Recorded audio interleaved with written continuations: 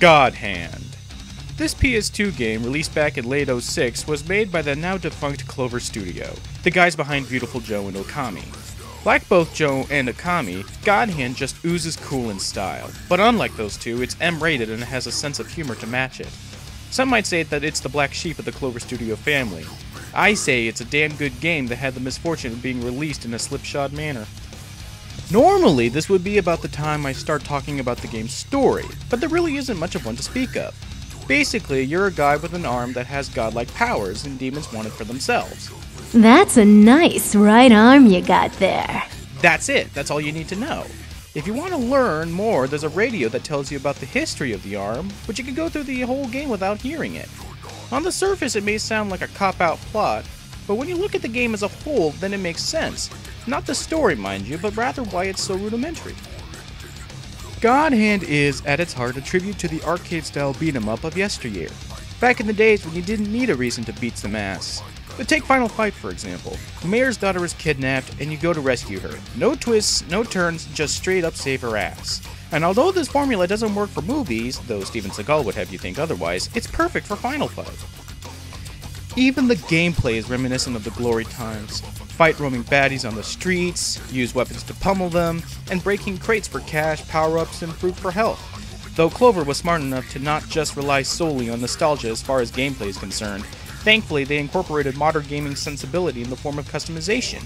You unlock more and more moves and super moves the further you get into the game, and you can equip those attacks to form whatever kind of combo that you want. Fair warning though. If you pick up and try to play God Hand, be prepared to have your ass handed to you, because God Hand is hard. Made even more difficult is the fact that the better you do in the game, the harder the game gets. Some say the difficulty is unfairly skewed because of the fixed camera, and to their credit it does become a thorn in your side, but when you're in the moment of kicking asses and dodging attacks, you'll hardly notice the camera. But the thing that took me most by surprise, however, was how funny the game actually is. The game is filled with comedic gems, like the fact that this is the only game I know of where they actually say the word douchebag. Douchebags. Or the fact that when you save young girls from the bad guys, they offer their cherries to you. Or the random bosses that you fight, like a luchador wrestling gorilla, or a wicked bitch witch that turns you into a chihuahua only to kick you around the stage, or 5 color-coded Power Ranger wannabe midgets. But the one thing that actually really makes this game a must-buy is the sole fact that you can kick people in the balls. Ha! The aptly named Ballbuster never gets old. Especially after you kick them in the balls, you can suplex them, then stomp on their balls some more. The only problem with it is that it doesn't work on everyone. Ha! Ha! Ha! God damn you women for not having testicles!